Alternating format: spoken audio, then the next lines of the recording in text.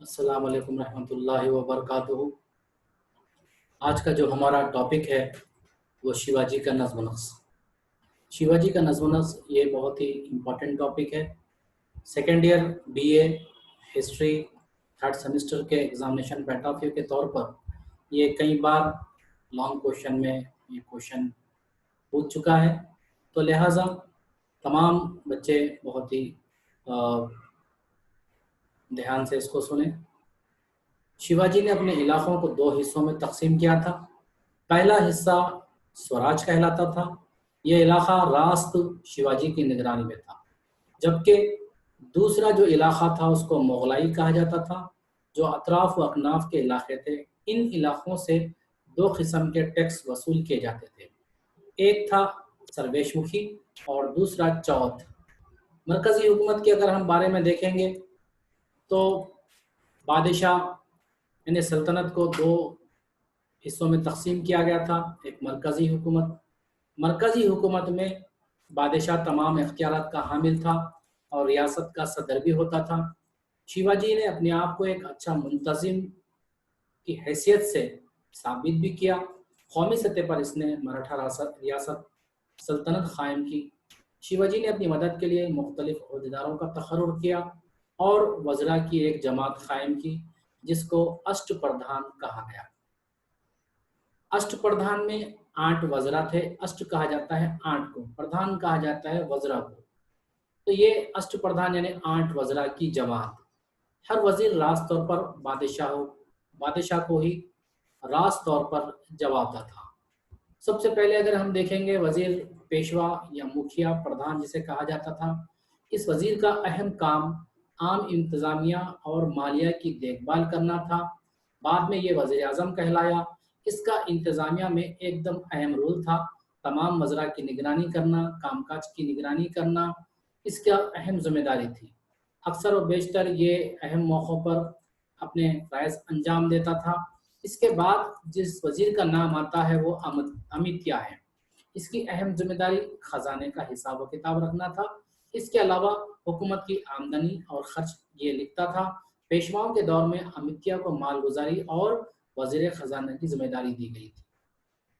ख़जाने का हिसाब व किताब रखना यानी हुकूमत को जो आमदनी हो रही है महसूलात की वजह से, वो कितनी आमदनी हो रही है, और जो खर्च हो रहा है जैसे फ़ौज पर खर्च होना है, अवाम की फलाह बहबूद पर खर्च होना है, और जो है किसानों पर खर्च होना है। तो बहरहाल ये सब अवाम की फलाह बहबूद के ऊपर आते हैं।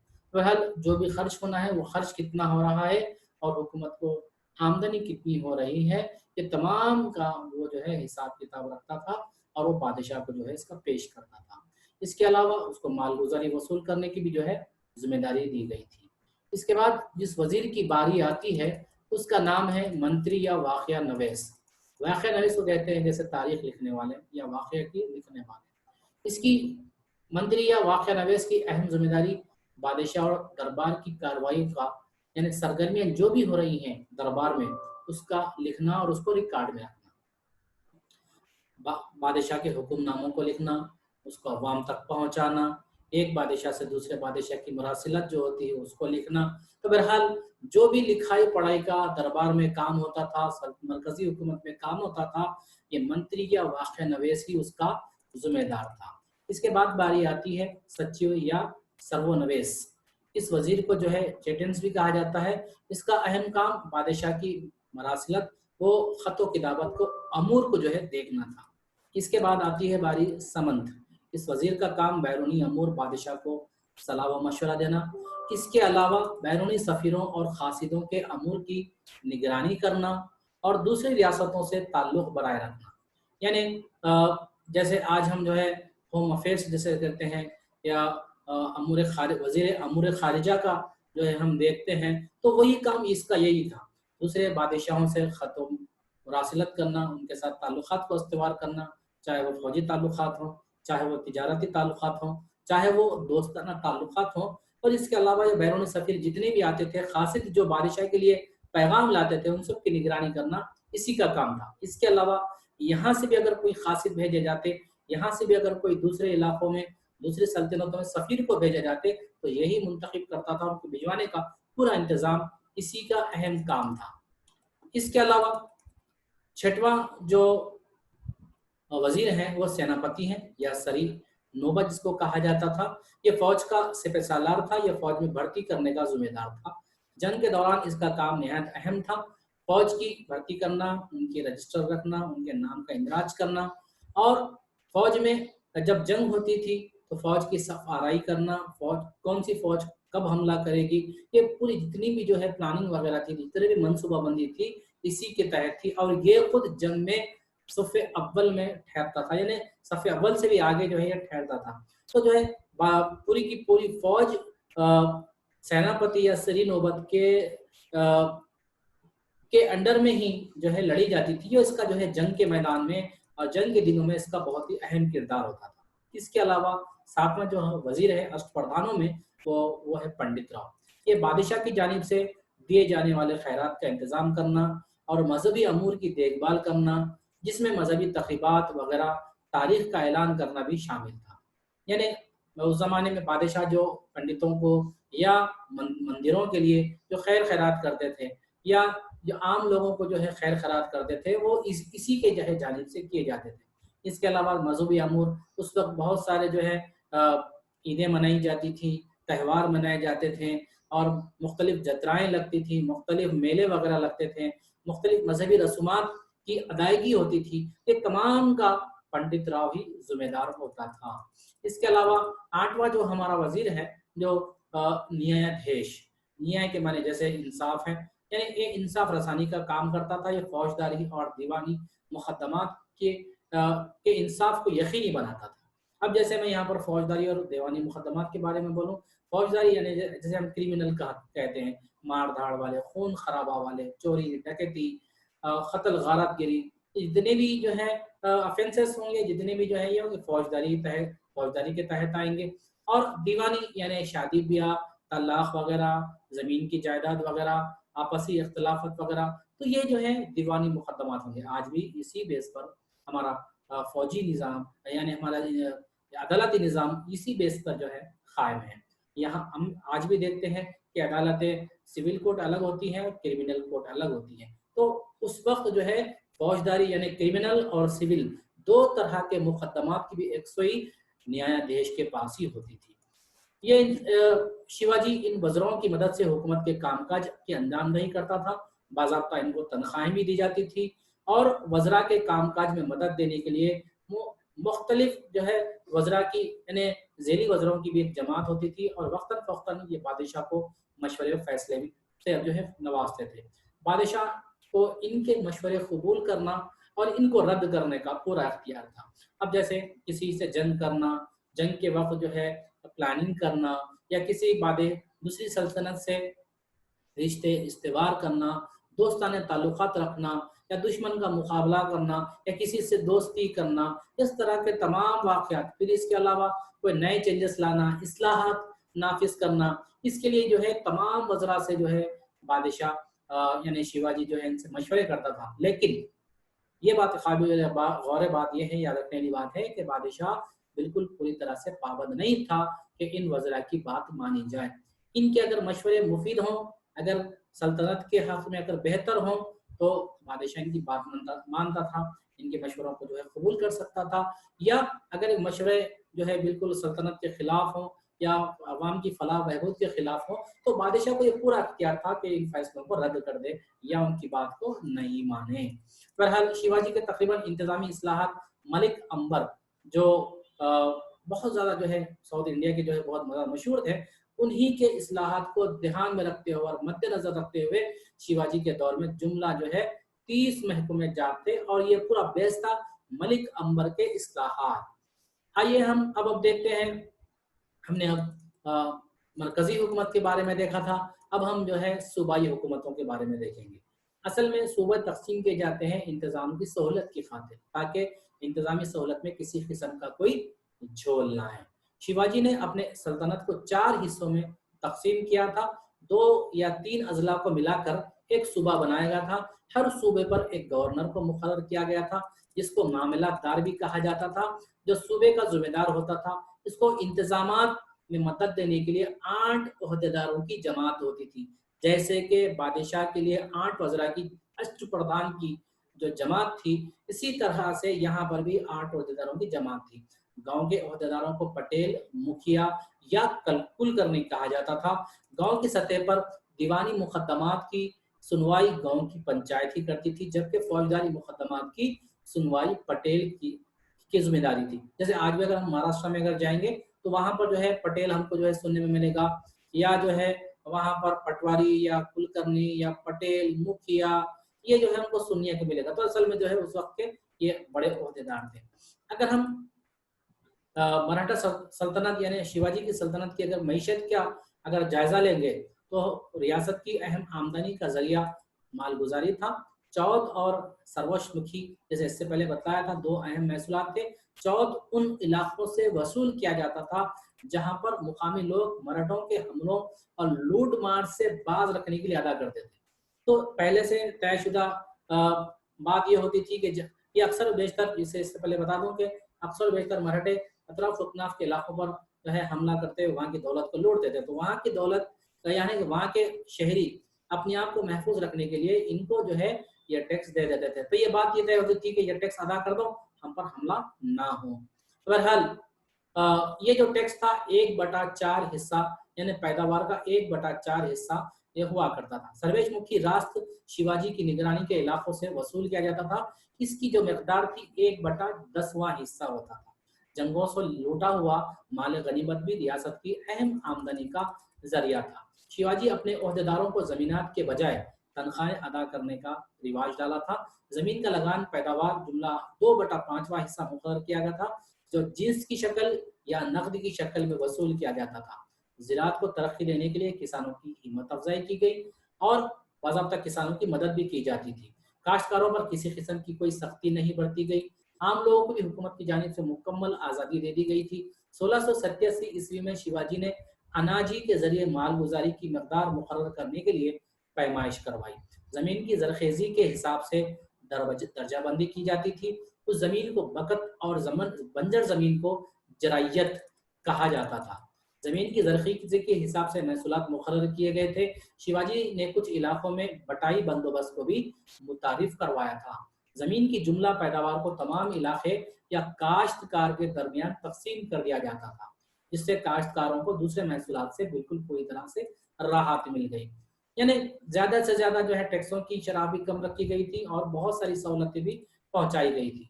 शिवाजी ने मोरिसी महसूलात वसूल करने वाले देशमुखी, देशपांडे और पटेल और कुलकर्णियों के इख्तियारात में कमी कर दी और उन पर कड़ी निगरानी रखी। शेर शाह सूरी और मलिक अंबर की तरह उसने भी दरमियानी ओहदेदारों को बरतरफ करके किसानों को रियासत से रास्त तौर पर जोड़ दिया था। ओहदेदारों को हुक्म जारी किया गया वो किसानों को मवेशी बीज बगैर सूद के कर्ज मुहैया करे और रिश्वतखोरी को खत्म करने के भी इकदाम किए। अब देखिए यहाँ पर जो पटेल, पटवारी या जिस तरह के जो है बीच वाले ओहदेदार होते थे, जो टैक्स वसूल करते थे, अपना हिस्सा कुछ रखते थे, बाकी का हिस्सा बादशाह तक पहुंचाते थे। लेकिन यहाँ ये जुल्म सितम ढाते थे। इनका जुल्म सितम बहुत ज्यादा होता था। ये सख्ती के साथ महसूलात वसूल करते थे। तो शिवाजी ने इन तमाम जो है दरमियानी लोगों को हटाकर सीधा जो है किसानों का ताल्लुक जो है रियासत से कर दिया, यानी बादशाह से कर दिया। इससे क्या हुआ, किसान बहुत ज्यादा खुशहाल हुए और बीच वाले जिस तरह से जो है ओहदेदार या दूसरे जो है लोग फायदा उठाते थे, वो फायदा जो है रास्त किसानों के खाते में जमा होने लगा था। अगर हम फौजी नज़्म नस्क के बारे में देखेंगे, शिवाजी ने अपने पड़ोसी रियासतों और मुगल सल्तनत से मुकाबले के लिए एक जबरदस्त मुनज़्ज़म फौज कायम की थी। शिवाजी खुद एक अजीम और बेहतरीन जनरल था। न्यायाधीश और पंडित राव के सिवा तमाम वज़रा को जंग में शिरकत करना लाजमी था। इसने कई किले बनवाए और हासिल शुदा किलों को इसने मजबूत बनवाया और इन पर काबिल हुक्मरानों को तैनात किया। शिवाजी के मौत के वक्त तकरीबन 240 किले इसके कब्जे में थे। शिवाजी की फौज बहुत ही मौसर और बाकायदा थी। इसकी फौज में 30 या 40 हजार घोड़सवार फौज, तकरीबन 1 लाख पैदल सवार और 1260 हाथी सवार फौज शामिल थी। इसकी फौज में शामिल बारगीर को घोड़े हुकूमत की जानिब से दिए जाते थे, जबकि सिरेदार शाही फौज के घोड़े सवार खुद ही अपने घोड़े रखते थे। शिवाजी के पास 200 जंगी जहाज اور 800 توپر پر مشتمل ایک بحری بیڑا بھی تھا جس کا مستقل کلابہ تھا۔ اس نے بحری فوج کی بھی جو ہے بہت زیادہ جانتا تھا کہ یہ بحری قوت بہت زیادہ اہمیت کی حامل ہے، اس نے خاص طور پر اس پر توجہ دی تھی۔ فوج کی درجہ بندی بہتر انداز میں کی گئی تھی۔ فوجی عہدیداروں میں سری نوبت سیناپتی، پنچ ہزاری، ہزاری، جملہ داری، حوالداری اور نائک شامل تھے۔ سب سے کم درجے میں 25 فوج کی ٹکڑی حوالدار کے تحت تھی اور جملہ حوالدار کے ماتحت 5 حوالداروں کو رکھا گیا تھا۔ 10 جملہ داروں کو ایک ہزاری کے تحت رکھا گیا تھا اور 5 ہزاری کو ایک پنچ ہزاری کے ماتحت رکھا تھا اور اس کو کنٹرول کرنے کے لیے سری نوبت رہتا تھا۔ عام فوجیوں کو تنخواہیں دی جاتی تھی۔ فوج میں بلا تفریق ہندو مسلمان سپاہیوں کی بھرتی کی جاتی تھی۔ بھرتی کرتے وقت ان کے مذہب کو نہیں دیکھا جاتا تھا، ان کی ذات پات کو بھی نہیں دیکھا جاتا تھا۔ فوج میں نظم و نسق بے مثال تھا، ڈسپلن پر سختی سے عمل کیا جاتا تھا۔